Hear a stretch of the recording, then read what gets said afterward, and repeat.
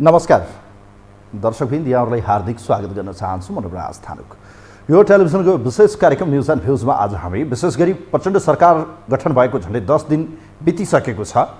गत 10 गते सरकार गठनको प्रक्रिया सुरु भयो। 11 गते शपथ ग्रहणसँगै यतिखेर सरकार गठनको 10 दिनमै चमत्कारिक ढङ्गबाट प्रचण्ड एक्सन ओरिएन्टेड अर्थात् पूर्ण रूपमा चाहिँ जनपक्षीय रूपमा उत्रिन थालेका छन्।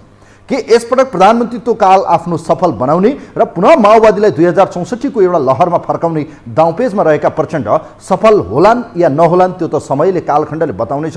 तथापि यतिखेर उहाँका एक्सनहरू हेर्दा लाग्छ कि यसपटक उहाँका अगाडि गुमाउनु पर्ने केही पनि छैन। अब बाँकी जिन्दगीमा उहाँले 10 वर्ष जनयुद्ध गरिसक्नुभयो। देशमा गणतन्त्र संघीयता, यो देशलाई चाहिँ एउटा आमूल परिवर्तन गर्ने दिशामा ल्याएका जनयुद्धका नायक प्रचण्ड कमरेड अहिले चाहिँ देशको नेतृत्व गर्ने कमरेड बन्नुभएको छ।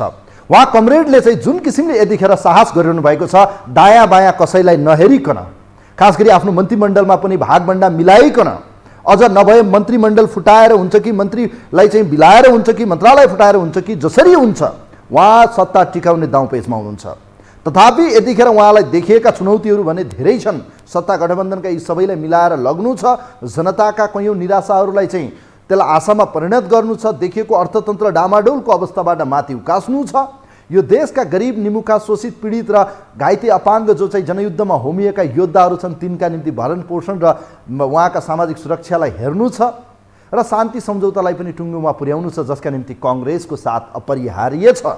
त योसँग अहिले जोडिएको सत्ता गठबन्धन 7 दलीयमा जुन एउटा भनौँ न विभिन्न सुन्दै आएका छौँ हामीले, रापरपा पनि अब उप प्रधानमन्त्री सहित राजेन्द्र लिङ्गदेनको नेतृत्वमा, मैले केही दिन पहिले बताएको थिएँ, राजेन्द्र लिङ्गदेन सरकारमा 100% जानुहुन्छ र उहाँकै नेतृत्वमा जानुहुन्छ। यतिखेर उहाँ तयार हुनुभएको छ, किनभने सत्ता लिप्सा र सत्ता लोभीहरूको अगाडि योभन्दा अरू अप्सन नै छैन। उहाँहरू जाने नै हो, तर जनपक्षीय रूपमा काम गर्नुपर्छ। अब कुरा गरौँ यतिखेर जो बिना विभागीय हुनुहुन्छ उहाँहरू त अब घाम ताप्दै दिनभरि चाहिँ अब सुन्तला खाने, बदाम खाने, अब के छ भेटघाट गर्ने, बधाई खाने, सबैलाई चाहिँ यतिखेर त्यहीमै व्यस्त हुनुहुन्छ। उहाँहरूका निम्ति अब धेरै कुरा नगरौँ, किन बिना विभागीय मन्त्रीको कार्य विभाजन हुन सकेन, मन्त्रालय विभाजन हुन सकेन, उहाँहरूलाई जिम्मेवारी नदिँदा फुर्सदिला बनेका छन्, बेकामी बनेका छन् भनौँ जसलाई। उहाँहरूसँग काम केही पनि छैन अहिलेलाई, बस्ने, खाने, यसो जाने, हाजिरी लाउने, तलब पकाउने, यो बाहेक त अरू केही पनि देखेको छैन।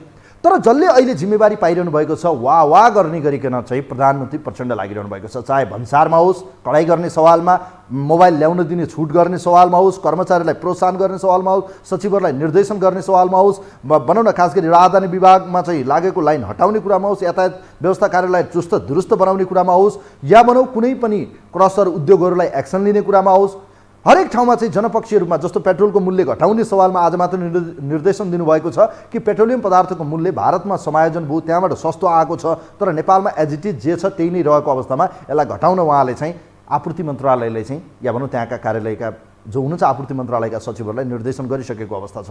अब पेट्रोलियमसँग जोडिएको विषयलाई पनि उहाँहरूले सहजै रूपमा चाहिँ चाँडो प्रधानमन्त्रीको निर्देशन पालना होला।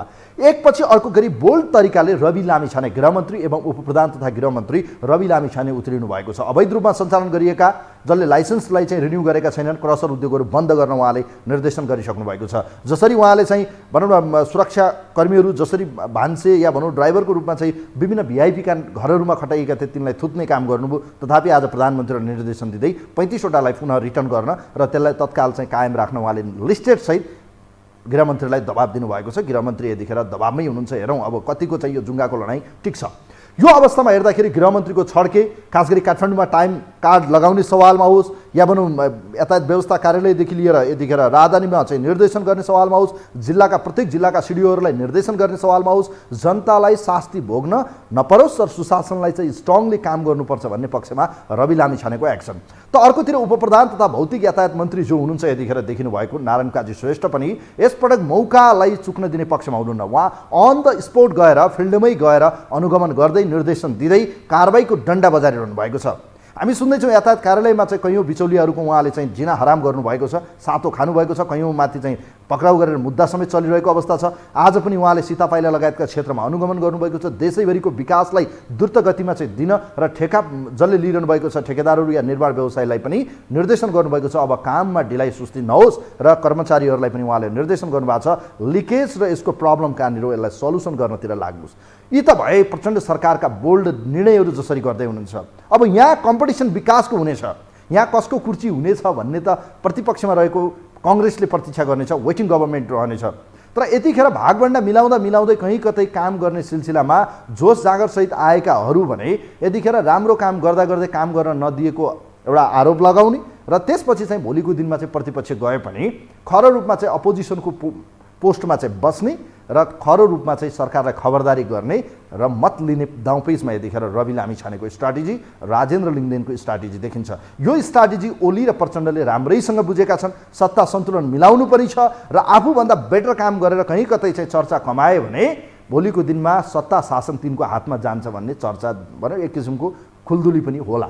यो नहुने स्वाभाविक हो, किन नहुनु, स्वाभाविक रूपमा हुन्छ पनि। त्यो देखिन्छ आज यसै सवालमा प्रचण्डका केही बोल्ड निर्णयसँगै के प्रचण्ड सरकार जुन गतिमा हिँडिरहेको छ, यसले लिने रफ्तार र यसको स्पिड हेर्दा यसले सही समयमा यो देशलाई विकास र समृद्धि, जसरी आज चाइना लगानी अन्य देशको लगानी लिने कुरामा ऋणमा लिने कि सहयोगमा लिने भन्ने लगायतको विषयमा पनि प्रचण्ड सरकार बडो एक्टिभली प्रचण्ड जस्तै दौडिरहनु भएको छ। यो सरकारको सफलता मिलोस्, तर यो गर्दै कहीँ कतै फेरि कहिलेकाहीँ चाहिँ स्पिड बढी भयो भने एक्सिडेन्ट नहोस्, मात्र यति हो। सुरुवात हेर्दाखेरि मर्निङ सो द डे बिहानीले दिनको सङ्केत गर्दैछ। हेर्नुहोस्, सुरुवात हेर्दाखेरि प्रचण्ड सेन्चुरी हान्ने दाउपेचमा हुनुहुन्छ यसपटक उहाँ चाहिँ 2-4 रनमा होइन, सेन्चुरी हान्ने दाउपेचमा देखिनु भएको छ। हेरौँ उहाँको कार्यकाल कति सफल होला। आशाका किरण जागेका छन्। रवि लामिछाने, नारायण काजी श्रेष्ठ र प्रचण्डको दौड चलिरहँदा अन्य मन्त्री भने यतिखेर बदाम र सुन्तला खाँदै बधाई थाप्दै दिन कटिरहेको छ। यसै सवालमा रहेर संवाद गर्नेछौँ। कार्यक्रमलाई तयार पारेको एउटा रिपोर्ट छ। प्रचण्ड सरकारको एक्सन ओरिएन्टेड बडो एक्टिभली उहाँहरू चाहिँ प्रचण्ड गतिमा दौडिरहनु भएको छ। यसै सवालमा रहेर तयार पारेको एउटा रिपोर्ट छ। यो रिपोर्ट हेरौँ। नयाँ सरकार गठन भएसँगै विभागीय जिम्मेवारी पाएका मन्त्रीहरूले जनतासँग प्रत्यक्ष सरकार राख्ने क्षेत्रबाटै काम गर्न सुरु गरेका छन्। प्रधानमन्त्री पुष्पकमल दाहाल प्रचण्डले नागरिकको दैनिकीसँग सरकार राख्ने विषयमा काम गर्न निर्देशन दिएसँगै मन्त्रीहरू सोही अनुरूप फिल्डमा खटिएका छन्। माथिको निर्देशन बमोजिम उपप्रधान तथा गृहमन्त्री रवि लामिछानेले पनि जनतासँग प्रत्यक्ष सरकार राख्ने विषयमा निर्णय र निर्देशन दिइरहेका छन्। त्यस्तै उपप्रधानमन्त्री विष्णु पौडेल अर्थ मन्त्रालयमा नियुक्त भएसँगै निरन्तर ओह्रालो लागिरहेको शेयर बजारको मूल्य पनि उकालो लाग्ने क्रममा छ। अर्का उपप्रधानमन्त्री एवं भौतिक पूर्वाधार मन्त्री नारायण काजी श्रेष्ठ त दिन बिराएर आफ्नो मातहतमा पर्ने निकायको स्थलगत अवलोकनमा व्यस्त छन्। मङ्गलबार मात्रै उपत्यकाका यातायात कार्यालय अनुगमन गर्न पुगेका मन्त्री श्रेष्ठ बिहिबार पनि काठमाडौँको सडक खाल्डाखुल्डी पुगेको निरीक्षण गर्न पुगे।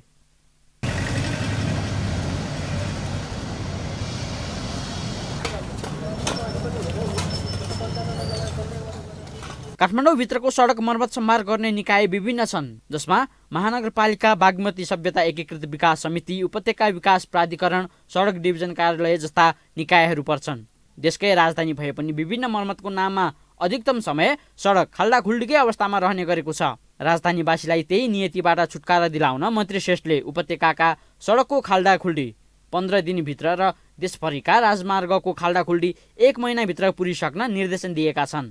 देशभरि राजमार्गको चाहिँ 1 महिनाभित्र, यो चाहिँ 15 दिनभित्र पुर्छौँ भनेका छौँ। त्यो निर्णय कार्यान्वयनको निम्ति फेसिलिटेट गर्न, इन्करेज गर्न म सडकमा आएको हुँ।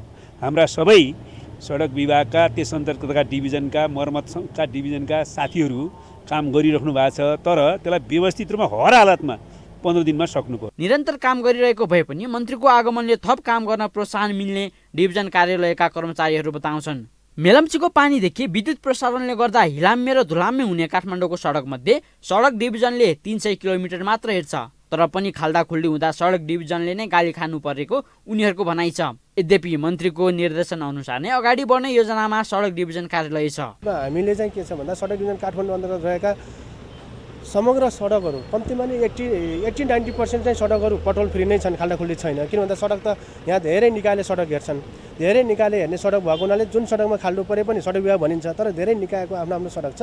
सडक विभागको आफ्नै जिम्मेवारी रहेको सडकलाई चाहिँ हामी 15 दिनभित्र चाहिँ पटोल फ्री गर्छौँ। निर्माणमा विवाद र समस्या परेका ठाउँमा मन्त्री आफै उपस्थित हुँदा काम गर्ने वातावरण मिल्ने डिभिजन कार्यालयको बुझाइ छ। सबै ठाउँमा मन्त्री नै पुग्न सक्ने अवस्था त रहन्न, तर उत्पन्न विभिन्न समस्या समाधानका लागि मन्त्रीको ताकेता अनुसार अरू व्यवस्थापन पनि मिलाउने र संयुक्त पहल हुन सके काठमाडौँको खाल्डाखुल्डी मात्रै होइन, आम नागरिकको दैनिकीमा पनि सहजता आउन सम्भव छ।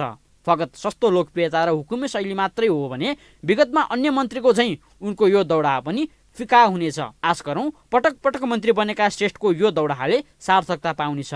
यो टेलिभिजनका लागि क्यामेरामा रविन्द्र तिमिल सिन्हाका साथ निरज कोइराला।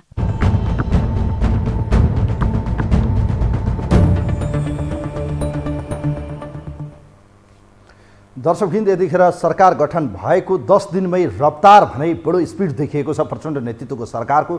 जनपक्षीय जनचाहना र जनभावना अनुरूपका कयौँ महत्त्वकाङ्क्षी जसलाई पपुलिस्ट हामी भन्न सक्छौँ ती निर्णय गर्न यतिखेर सरकार देखिएको छ। तर यो गर्नु मात्रै दीर्घकालीन हो या अल्पकालीन हो, सरकारको भोलि आउने सम्भवतः अहिलेसम्मको तयारी हेर्दा भोलि सरकारले आफ्नो न्यूनतम साझा कार्यक्रम सार्वजनिक गर्दैछ। यदि न्यूनतम साझा कार्यक्रममा सरकारले ल्याउने र सरकारको भिजन देखिनेछ र त्यो भिजनबाट थाहा हुनेछ कि यो सरकारले कुन गति र कस्ता किसिमका क्रियाकलाप या उसको प्रायोरिटी कुन विषयवस्तुलाई बढी प्रायोरिटीमा राख्नेछ। खास गरी अर्थतन्त्र, उत्पादन, कृषि, जनजीविकाको सवालमा महँगी, भ्रष्टाचार, यी धेरै विषयहरू छन्। पूर्वाधार विकास, यो देशको पुँजीगत खर्च बढाउनु पर्नेछ, चालुगत खर्च, फजुल खर्च छ, धेरै कुराहरूलाई हामी हेर्नेछौँ। सरकारको साझा न्यूनतम कार्यक्रम कस्तो आउनेछ त्यसको पर्खाइमा हामी छौँ। त्यसले एउटा दिशा देखाउनेछ, त्यसले एउटा सिनेरियो दिनेछ यो सरकारको मोडालिटी, यो सरकारको गन्तव्य कस्तो रहनेछ। सरकारका न्यूनतम कार्यक्रमलाई लिएर जसपा, त्यसै गरी चाहिँ नागरिक उन्मुक्ति पार्टी र रापरपाको यथास्थितिमा अडान भने केही कायम देखिन्छ। भलै सरकारमा जानका निम्ति खुट्टा उचालेको रापरपा, जसपा र रेशम चौधरीको रिहाईको माग गरेका नागरिक उन्मुक्ति पार्टीका नेता या भनौँ उहाँहरूको पार्टीका निम्ति भने सरकारभन्दा पनि महत्त्व यतिखेर भागभण्डा उहाँहरूका निम्ति महत्त्वपूर्ण देखिएको छ। जसपाले उपप्रधान, उपराष्ट्रपति त यतिखेर उपप्रधान सहित 4वटा मन्त्रालय मागिरहेको रापरपा भने 27 गते सार्वजनिक बिदा दिनुपर्छ भन्ने पक्षमा उहाँहरूको अडान कायम छ। यदि यो परिस्थिति रह्यो भने जनताको पक्षमा हो या पोलिटिकल एजेन्डा स्टन्टबाजीमा रहनेछन् त्यो भने हेर्न बाँकी छ। अहिलेको सरकार हेर्दा पपुलिस्ट एउटा एक्टिभिटिजमा लागेको छ। जनपक्षीय काम गर्न खोजिरहेका प्रचण्डजीको कार्यकाल कस्तो रहला या उहाँले जुन गतिमा कामको स्पिड बढाइरहनु भएको छ, साँच्चीकै यसपटक प्रचण्डलाई चुक्ने मौका या यहाँनिर चाहिँ अब एक्सक्युज हुने समय रहने छैन। यिनै सवालमा कुराकानी गर्दैछौँ। कोही हुनुहुन्छ विचार राख्नका निम्ति हाम्रो टेलिफोनमा, उहाँलाई वेलकम गर्न चाहन्छु। नमस्ते। हेलो, नमस्ते, यहाँलाई स्वागत छ कार्यक्रममा। नमस्ते, हजुरलाई पनि। अब कुरा गरौँ खास गरी प्रचण्ड यो देशको गणतन्त्रको नायक यतिखेर देशको प्रधानमन्त्री हुनुहुन्छ। उहाँ सफलताको दिशामा हिँडिरहनु भएको छ। यहाँनिर अब प्रचण्ड चुक्ने पक्षमा हुनुहुन्न। उहाँको गतिलाई हेर्दाखेरि के भन्न चाहनुहुन्छ तपाईँ? होइन, यो राम्रै हो। किन भन्दा अहिले हेर्दाखेरि तपाईँको जनताभन्दा नेता बढी, सुविधा खाने बढी छन् र राज्यमा सरकार आएपछि, सरकार भएपछि जनतालाई सुविधा दिनुपर्छ, राहत दिनुपर्छ। राज्य सरकार केका लागि त? अनियमितता, भ्रष्टाचार, कालोबजारी, ठगी गर्छ भने इमिडिएटली तुकको कारबाही गर्नुपर्छ। अब प्रचण्डज्यूले पनि सायद त्यतिनु भयो होला। अब अर्काको आसपासमा मात्रै कति हिँड्ने, केही गरेर देखाउनु पर्छ। किन भन्दा 10 वर्ष युद्ध लडे भन्ने अनि काम नगर्नु त अलि सुहाउँदैन, नैतिकताले पनि दिँदैन। त्यसले गर्दा सबैसँग ततमोमो होइन, मिलेर देश विकास गर्नलाई तीव्र गतिमा जानुपर्छ। जुनसुकै पार्टीलाई पनि जनता चाहिन्छ भनेदेखि सबैले सपोर्ट गर्नुपर्छ र विकास गर्नु पर्यो र यो 70-80 लाख युवालाई बेचिँदैछ, यिनीहरूलाई रोक्नुपर्छ। अब रोजगारीको ग्यारेन्टी राज्यले दिनुपर्छ। तपाईँलाई लाग्छ यो अहिलेको जुन मोडालिटीमा उहाँहरूको साझा न्यूनतम कार्यक्रम भोलि सार्वजनिक हुँदैछ नेत्रजी, अहिले उहाँहरूका चाहिँ क्रियाकलाप हेर्दाखेरि म तपाईँलाई उदाहरण दिन सक्छु। बालेन हर्कको सिको गर्दै हुनुहुन्छ देशको प्रधानमन्त्री, गृहमन्त्री। कति सही हो यो विषय? उप प्रधानमन्त्री नारायण काजी जस्तो बालेनजीले गर्दै हुनुहुन्छ, जस्तो हर्कजीले गर्दै हुनुहुन्छ, उहाँहरूले देख्नुभयो नि यो काम गर्दा जनताले वाह गर्छन्। यही हो देश चलाउने या योभन्दा अझै ब्रडली कुनै भिजन चाहिन्छ? तपाईँलाई के लाग्छ? होइन, तपाईँको सबैको दिमागमा हुँदैन नि। कोही न कोही राज्यमा एउटा भिजन भएको, क्षमता भएको एउटा चाहिँ व्यक्तिले देशलाई चलाउने हो क्या। सबै त्यस्तो विज्ञ हुँदैन, एउटै हुन्छ। तर हो अहिले जुन बालेनले गर्नुभयो उहाँलाई बधाई छ, हर्क साम्पाङले गर्नुभयो उहाँलाई बधाई छ। तर पनि त्यहाँ त घेराबन्दी त गर्दैछन्, त्यहाँ उसलाई सपोर्ट दिने जनताको हाम्रो दायित्व प्रत्येक नेपालीले दिनुपर्छ। काम गर्ने मान्छेलाई चान्स दिनुपर्छ, एकपल्ट मजाले चान्स दिनुपर्छ र सपोर्ट गर्नुपर्छ र एकदम तीव्र गतिमा काम गर्नुपर्छ। अहिले धेरै यो कालो बजारी, मालपोतदेखि लिएर यातायातदेखि लिएर राहदानीदेखि लिएर हरेकमा छ। यिनीहरूलाई चाहिँ एकदम गोप्य रूपमा त्यहाँ चाहिँ निरीक्षण गर्ने चाहिँ गुप्तचरहरू लाउने र तिनीहरूलाई पक्रेर ठ्याङको ठ्याङ कारबाही गर्ने, कानुनको दायरामा ल्याइहाल्ने। No question no answer. अब यो देखिन्छ मन्त्री अझै थपिने देखिनेछन्। अहिलेसम्म उहाँको वाहवाही मात्रै छ, एक्सनमा जाँदै हुनुहुन्छ। राम्रो कामको सुरुवात यतिखेर प्रचण्डजीले गरिरहनु भएको छ, उहाँलाई सफलताको शुभकामना छ। तर 4 जना मन्त्रीको काम नै छैन, फुर्सदिला छन्। तपाईँले देख्नु भएको छ अझै थपिँदैछन्। उप प्रधानमन्त्री आउँदै हुनुहुन्छ, राजेन्द्र लिङ्गदेन, अरू आउँदै हुनुहुन्छ, जसपा आउला। यो जम्बो मन्त्रीमण्डल बन्दैछ, मन्त्रालय फुटाइँदैछ। यी सबै कुराहरू तपाईँले हेर्दै जानुहुनेछ, त्यसपछि आलोचना पनि होला। यो अवस्थामा हेर्दाखेरि तपाईँलाई लाग्छ अन्य आउने मन्त्रीहरूले पनि यिनीबाट सिक्लान् या ती चाहिँ फेरि हिजोको जस्तै परिपाटीमै रहलान्? होइन, मन्त्रीमण्डल तपाईँको अब सबैले जिते आयो भनेर सबैले गर्नु हुँदैन। किन भन्दा सबै पार्टीले बुझ्नुपर्छ ठुलो चाहिँ मन्त्रीमण्डल बनाएर विकास हुने होइन, थोरैले पनि विकास गर्न सकिन्छ। सपोर्ट गर्ने सबैले हो र तीव्र गतिमा विकास गर्नुपर्छ। अब पनि सुक्यो भने चाहिँ नाम निशान मेटिन्छ। जुनसुकै पार्टी होस्, स्वतन्त्र होस् अथवा सरकारमा हुनेहरू होस्, काम गर्ने जनता एकदम उ छ। तपाईँको मैले अलिकति राख्न चाहे यो लप्सी फेदीमा एमसिसीको करामतले लप्सी फेदीमा मैले हेरिरहेको छु। तपाईँको त्यहाँ एकदम जनताहरू आक्रोशमा छ। त्यहाँ चाहिँ तपाईँको जनतालाई चाहिँ उ नगरी जनताको सम्पत्ति कब्जा गरिँदैछ, त्यो बन्द हुनुपर्छ। अब यो जुन एउटा तरिकाबाट सरकार जाँदैछ यसमा उसले गरोस्। म चाहन्छु खास गरी अहिले पनि पीडितहरूका न्याय छैनन्, मिटर ब्याजेका छन्। म यहाँलाई धन्यवाद दिन चाहन्छु, यहाँलाई धेरै धेरै धन्यवाद दिन चाहन्छु। थ्याङ्क यू सो मच, यहाँलाई धन्यवाद दिन चाहन्छु। यो सरकारले गर्नुपर्ने केही अझै महत्त्वपूर्ण निर्णयहरू छन्, जस्तो मिटर ब्याजेहरू सडकमा यो अहिलेको हिउँदको समय, पुसको ठन्डी मौसममा काठमाडौँमा आएर विभिन्न ठाउँमा चाहिँ मिटर ब्याजेहरूले न्यायको गुहार गर्नुपर्ने छ। रविजी यो देशको गृहमन्त्री हुनुहुन्छ, प्रधानमन्त्री आफै तेस्रो पटक प्रधानमन्त्री बन्नुभएको छ। उहाँलाई अब चुक्ने र कुनै समयको एक्सक्युज माग्ने समय छैन। जे गर्नु छ गरेर देखाउनु छ। अब मुखले होइन कामले बोल्नुपर्ने अवस्थामा नेताहरूले एक्सन ओरिएन्टेड कामले चाहिँ आफ्नो परिचय दिनुपर्ने अवस्था छ। यसका निम्ति पनि उहाँहरूले यो एउटा निर्णय गर्न आवश्यक छ कि यो देशको एउटा मिटर ब्याजको जालोलाई के टोड्न सक्नु होला। यो देशका माफिया, दलाल, गुण्डाराजको अन्त्य गर्न गृहमन्त्री सफल हुनुहोला या नहुनुहोला, यो समयको कालखण्डले बताउनेछ। अर्को विषय, उखु किसानको वर्षेनी आएका समस्या अहिले पनि जिउँका त्यौँ छन् र तराईमा अहिले पनि कयौँ जिल्लाका सिडिओ कार्यालयमा डेलिगेसनका नाममा किसानहरूका चाहिँ समस्या जिउँका त्यौँ छन्। योतिर पनि किसानको नेता, सर्वहाराको नेता कमरेड प्रचण्ड यो देशको प्रधानमन्त्री हुनुहुन्छ, उहाँलाई मेरो विनम्र अनुरोध छ यो एक्सन लिनुहोस्। र यो देशमा अहिले पनि ग्रामीण क्षेत्रमा हुने गरेका कयौँ ठगीहरू छन्। यो देशका गरिब किसानहरूका लालपुर्जा राखेर धितो दिने, ती जग्गालाई चाहिँ हडप्ने र ती जग्गा जमिनका नाममा चाहिँ कयौँ सुकुम्बासी उठीबास लागेको र आत्महत्या गर्नुपर्ने अवस्था छ, जहाँ ठुलो एउटा भूमाफियाको चाहिँ चपेटामा ग्रामीण क्षेत्रका किसान छन्। यी 3वटा समस्यामा तत्काल सरकारले गम्भीरतापूर्वक ध्यान देओस्। कमरेड प्रचण्ड यो देशको प्रधानमन्त्री हुनुहुन्छ, सर्वहाराको नेता, उहाँलाई मेरो आग्रह छ। कोही हुनुहुन्छ हाम्रो लाइनमा, उहाँलाई म वेलकम गर्न चाहन्छु। नमस्ते, यहाँलाई स्वागत छ कार्यक्रममा। हेलो हेलो नमस्ते, यहाँलाई स्वागत छ। कहाँबाट को बोल्नुभयो हजुर? हेलो हेलो नमस्ते, कहाँबाट को बोल्नुभयो हजुर? तपाईँको टेलिफोन डिस्कनेक्ट गर्नुपर्ने अवस्था आयो। उहाँको टेलिफोन हामीले डिस्कनेक्ट गरेका छौँ। तपाईँको टेलिफोन लागिसकेपछि तपाईँले हामीसँग डाइरेक्ट संवाद गर्नुपर्नेछ। खास गरी यतिखेर सरकार गठनको 10 दिनमै सरकार भएको अनुभूति दिने प्रयासमा यतिखेर प्रचण्ड नेतृत्वको सरकार, इभन यसका गृहमन्त्री या उपप्रधान सहितका अन्य मन्त्री, नारायण काजी लगायतका नेताहरू लागिरहनु भएको छ मन्त्रीहरू। तर अन्य 4वटा मन्त्री अहिले बिना विभागीय मन्त्रीहरू जो हुनुहुन्छ, उहाँहरू फुर्सदिलो समयमा बधाई थाप्ने, बदाम र सुन्तला खाइरहेको अवस्था छ, उहाँहरूको तलब पाकिरहेको अवस्था छ। तथापि उहाँहरूलाई कामको जिम्मेवारी दिएको भए यो बोझबाट अलिकति हलुका हुन्थ्यो। तर यो सबै शक्तिको बाँडफाँड, सिनियरिटी, मर्यादा क्रम या भनौँ उहाँहरूको चाहिँ अहिले पनि ओहदाको विषय, मन्त्रालय, विषयगत मन्त्रालय कुन दिने भन्ने विषय नै यतिखेर विवादको विषय छ। यो मिलाउनका निम्ति विश्वासको मत लिने तर्खरमा प्रचण्ड प्रधानमन्त्री देखिनु भएको छ। विश्वासको मत लिएपछि थप मन्त्रीमण्डल विस्तार गर्नेछ, अझै यो पेचिलो बन्नेछ।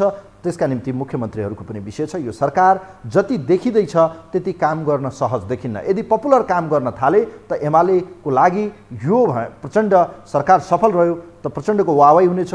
एमालेका निम्ति पनि यो सत्ता सहकारीका निम्ति फलदायी बने पनि एउटा कम्युनिस्टले अर्को कम्युनिस्टको मत कसरी काट्छ त्यो समयले देखाउनेछ। कोही हुनुहुन्छ हाम्रो लाइनमा, उहाँलाई वेलकम गर्न चाहन्छु। नमस्ते, यहाँलाई स्वागत छ कार्यक्रममा। हेलो हजुर, नमस्कार। म खड्ग पौडेल बुढाजुली कण्ठबाट। हजुर ल, प्रचण्डको स्पिड बडो स्पिडली देखेको छ। उहाँ सेन्चुरी हान्ने दाउमा हुनुहुन्छ यसपटकको यो खेलमा। अब यसपछि सेन्चुरी हान्ने दाउ पेजमा अन्य पनि लागिरहनु भएको छ, सिको गरिरहनु भएको छ उहाँहरू। पपुलिस्टका नाममा भलै यो अब दीर्घकालीन होस्, बालेन र हर्कको सिको जनतालाई रिझाउने, जनताको लोकप्रियता लिने र वाहवाही कमाउने निर्णयहरू उहाँहरू गर्दै हुनुहुन्छ। यसका निम्ति बधाई पनि छ। के भन्न चाहनुहुन्छ प्रचण्ड सरकारका गति र यो स्पिड हेर्दा के भन्न चाहनुहुन्छ तपाईँ? यो गति ठिक छ। अब बालेन र अब हर्कको काम मात्रै होइन, उनीहरूको एक ठाउँको काम, यिनीहरूको केपी ओली, प्रचण्ड, यिनीहरूको माथि पुरै नेपालको काम छ। यिनीहरूले कूटनीतिक समन्वयदेखि लिएर राष्ट्रको यो भोलि भाँति भत्काएको, विनाश गरेको सुधारेर जनताका आधारभूत चित्त बुझ्ने गरेर कुना काप्ता तराई पहाड सबै सुधार्नु पर्नेछ। त त्यसको लागि पूर्व आधार बनाएर योजना गर्ने इच्छा शक्ति यो केपी ओली र प्रचण्डको यो भयङ्कर पहिलो अब यो लास्ट सुनौलो मौका नाम कमाउने कि गुमाउने त्यो आफैबाट छ। अब यहाँ धेरै यो असफल हुन्छ भनेर काङ्ग्रेस लागेको छ, धेरै हल्ला पिट्या छ। मिडिया बुद्धिजीवीहरू भन्ने पनि यो टिक्दैन भनेको छ। त्यसलाई दिमागमा राख्ने अनि छरितो मन्त्रीमण्डल बनाउने, जतिवटा संसदबाट जितेर आयो त्यतिलाई मन्त्री बनाउने हो कि के हो? ठिक्क 20-25 जना मन्त्री बनाउने, ठिक्क कोलाई लिनुपर्छ, 2 जना 3 जना लिने, चाहे एमाले कम्युनिस्टको आफैको 2-3 जना 4 जना राख्ने। काम गर्ने मान्छेले यसरी देखा हुन्छ। अब यो सानोतिनो अभियान त अलिअलि देखेको छ। ठुलो एउटा भिजन, ठुलो भ्रष्टाचारीहरूलाई पनि जाग्नुपर्छ र यसै गरी हरेक मन्त्रालय सुधार्ने ल कुनै पार्टी अथवा पार्टीका सङ्गठन हुनु भएन मन्त्रालयमा, त्यसलाई तुरुन्त कारबाही अर्को नयाँ करारमा भए पनि राखेर देश चलाउने। अब मेरो लागि हो भने त्यसरी जानु पर्यो। अनि नाम लेखिन्छ र जनता नेपाली 3 करोडले मान्यता गर्छ। देश विदेशीले पनि देश विकास भएको एकदम अर्कै ढाँचाले, एउटा नेताकै ढाँचाले हेर्नेछ, नेपालले मात्रै होइन। हस्, यहाँलाई म धन्यवाद दिन चाहन्छु। Thank you so much. धेरै धेरै धन्यवाद दिन चाहन्छु। खड्ग पौडेलजी हुनुहुन्थ्यो। तपाईँ पनि आफ्नो विचार राख्न सक्नुहुन्छ। टेलिभिजनको स्क्रिनमा नम्बर छ, नम्बरमा फोन लगाउनुहोस्, आफ्नो विचार राख्नुहोस्। हामी समसामयिक विषय डेली न्युजको एनालाइसिस गर्ने प्रयास गर्छौँ। यो सरकार अब यस्तो गतिमा हिँड्दैछ, भलै यसले नीतिगत निर्णय गर्नुपर्छ, त्यो दीर्घकालीन निर्णय हुनुपर्छ। हेर्नुहोस्, क्षणिक होइन। सरकार पोलिसी डेभलप गर्ने एउटा सरकार हो यो सरकार। स्थानीय तहको बालेन, हर्क र गोपाल हमाल जस्तो सिको गर्न थाल्यो त सस्तो लोकप्रियता हुनेछ। सडकमा मन्त्री जाने कुराको म त्यति धेरै विरोधी होइन, तर के उहाँहरूको चाहिँ सिको बालेन, हर्क र गोपाल हमालको जस्तो डोजर लिएर हिँड्ने, भोलि गएर आफै फिल्डमा गएर चाहिँ सडक बनाउने, यो निर्देशन दिने तरिकाले जुन छ उहाँहरूलाई लागेको छ म क्षणिक रूपमा पपुलिस्ट हुनुपर्छ भन्ने अहिले मानसिकता देखिन्छ। समग्रमा हेर्दा उहाँहरूले कुनै दीर्घकालीन प्लान बनाएर यस्तो बनाउने हो, हामीले 5 वर्ष या 2 वर्ष यो सरकार हो भनेर उहाँहरूको नीति तथा कार्यक्रम या न्यूनतम साझा कार्यक्रमको पर्खाइमा हामी छौँ। त्यसको बारेमा भोलि विश्लेषण गरौँला। तर अहिले देखिएको यो सबै क्रियाकलाप हेर्दाखेरि मेरो बुझाइ यो अहिले हर्क, बालेन र गोपाल हमालको सिकोमा प्रचण्ड, रवि र नारायण काजी लागिरहनु भएको छ। यो नीति गर्ने, निर्देशन दिने जुन तरिका उहाँहरूको छ, यसले कर्मचारी भड्किने सम्भावना देखिन्छ, कर्मचारीलाई चाहिँ अझै बढी चाहिँ प्रेसराइज हुने देखिन्छ। यो नीतिगत निर्णय गरेर कमसेकम 10, 15, 20, 1 महिना 2 महिना लाग्न सक्छ। हामी ठाडो निर्देशन या उर्दी जारी गर्दा यसले असन्तुष्टि बढ्ने र सरकारप्रति जुन कर्मचारीहरूको सहयोग लिनुपर्छ, मन्त्रालय या विषयगत रूपमा चाहिँ रहेका सचिवहरू पनि भड्किने सम्भावना बढी देखिन्छ। तसर्थ सरकारको निर्देशन हो कि नीतिगत निर्णय हो भन्ने विषय नै यतिखेर विवादको विषय छ। विज्ञहरूको विषय हेर्ने हो भने नीतिगत रूपमा सरकारले निर्णय र मन्त्री परिषदले एउटा निर्णय गर्दा यो दीर्घकालीन हुन्छ। हचुवाको भरमा निर्देशन दिने र स्टे अर्डर दिने जस्तो आदेशात्मक सरकार चलिरहँदा यो तानाशाह या राणा शासन या शाही शासनको झझलको दिने गरी काम गर्ने परम्परा या जुन थालनी भएको छ, यो पपुलिस्ट सरकार हुनेछ जसले कामभन्दा बढी कुरा र चर्चा बढी कमाउने मेरो एनालाइसिस छ। कोही हुनुहुन्छ हाम्रो लाइनमा, उहाँलाई म वेलकम गर्न चाहन्छु। नमस्ते, यहाँलाई स्वागत छ कार्यक्रममा। हजुर नमस्कार। ल, यहाँलाई स्वागत छ। प्रचण्डको दिशामा हुनुहुन्छ सरकार। 10 दिनमा बडो बोल्ड डिसिजन सहित एक्सन ओरिएन्टेड र निर्देशनमाथि निर्देशन, यो हटाइदिनुस्, यसो नगर्नुस्, यो गर्नुस्, यो कति तपाईँलाई दीर्घकालीन लागिरहेको छ? र मन्त्रीहरू बालेन, हर्क र गोपाल हमालको जस्तो अन द स्पोट फिल्डमा गएर उहाँहरू कामको अनुगमन र निर्देशन दिइरहनु भएको छ। सरकारको एउटा मन्त्री यो गर्न मिल्छ या मिल्दैन, तपाईँलाई के लाग्छ? प्लिज। अब सबैभन्दा पहिलो कुरो त हामीले जुन व्यवस्था 62 त्यहाँ परिवर्तन गर्यौं, त्यो एउटा राजनीति परिवर्तन मात्र जुन हिसाबले हाम्रो देशको पूर्ण संरचना परिवर्तन गर्नुपर्ने हो, जुन ब्युरोक्रेसी परिवर्तन गर्नुपर्ने हो, जुन ब्युरोक्रेसीको काम कर्तव्य परिवर्तन गर्ने हो, जुन मनस्थिति परिवर्तन गर्ने हो, जुन चेतना परिवर्तन गर्ने हो, जुन नयाँपन परिवर्तन गर्ने हो, केही पनि परिवर्तन गर्न हामी सकेका छैनौँ।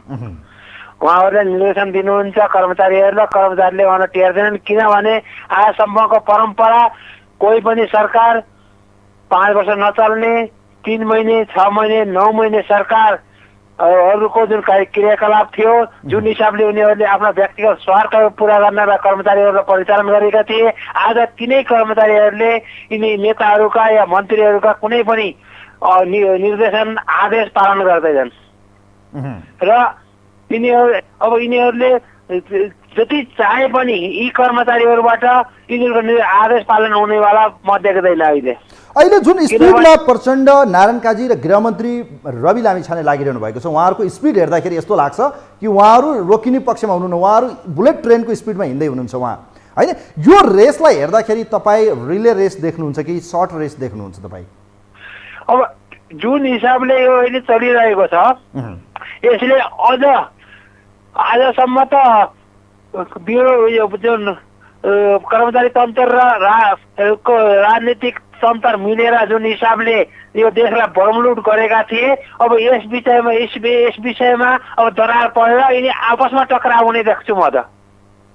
अब हेरौँ यो सफलता मिलोस्। उहाँहरूले जुन स्पिड लिइरहनु भएको छ, जनपक्षीय भनौँ न, उहाँहरूले निर्णय गर्न खोज्दै हुनुहुन्छ। म धन्यवाद दिन चाहन्छु यहाँलाई, थ्याङ्क यू सो मच, यहाँलाई म धन्यवाद दिन चाहन्छु।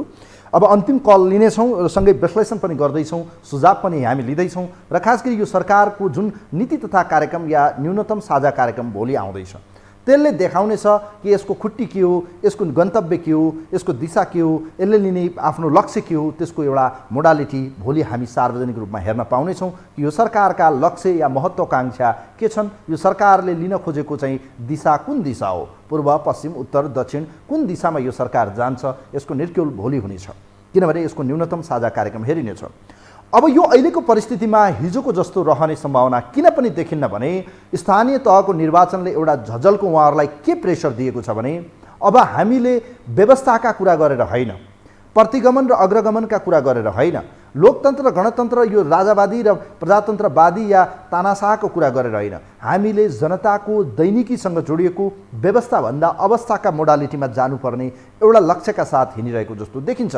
जस्तो बालेन, हर्क, गोपाल हमाल लगायतका कयौँ स्थानीय तहका जनप्रतिनिधि अहिले जनताको दैनिकीसँग जोडिएका विकास निर्माण र डोजरहरू लगाएर चाहिँ विकासलाई चाहिँ मोडालिटी अगाडि बढाइरहँदा अब छुट हुने मौका मेजर दलहरू या दलहरूलाई छैन, जुन स्वतन्त्रहरूले चाहिँ च्यालेन्ज गरेका छन्। यसर्थ पनि अब व्यवस्थाभन्दा अवस्थातिर सरकारको दिशा जाने जस्तो या सरकारको ध्यान जान्छ जस्तो प्रारम्भिक रूपमा सुरुवाती केही निर्णय हेर्दा प्रचण्डको लक्ष्य त्यही अनुरूप पपुलिस्ट हुने र जनताको बीचमा जाने र आगामी चुनावमा चाहिँ यिनै आफूले गरेका पपुलिस्ट नारालाई लिएर मत या चुनावमा भोट लिने लक्ष्यका साथ प्रचण्डको ध्यान देखिन्छ। कोही हुनुहुन्छ आजका निम्ति अन्तिम कलर? हेलो हेलो, सम्भवतः लाग्छ कोही हुनुहुन्न। अब कार्यक्रमलाई म टुङ्ग्याउँछु। खास गरी अहिले विगत जस्तो प्रचण्ड ओलीको राजकाज चल्ने सम्भावना म धेरै कम देखिरहेको छु। किन भन्दा पनि यो सरकार गठन यस्तो उहाँहरूका सहयात्री दलहरू भन्ने छन्, विशेष गरी राजेन्द्र लिङ्गदेन र रवि भनेका यतिखेरका बडो जबरजस्त अरबी घोडा जस्ता देखिएका छन्, अर्थात् टुकुर टुकुर दौड्ने हुन्, यी दगुर छन् जोरले। र यो रेसमा प्रचण्ड र ओलीका निम्ति अब सुस्त हिँड्ने एउटा भनिन्छ नि लगाम लगाएको जस्तो हुने सम्भावना म देख्दिनँ। तसर्थ पनि यी दुईवटा जो नवप्रवेशी छन्, नयाँ सत्ताको बागडोरमा उपप्रधान लिँदैछन्, यिनले गर्दा पनि एमाले र माओवादीका निम्ति चुक्ने मौका हुने छैन।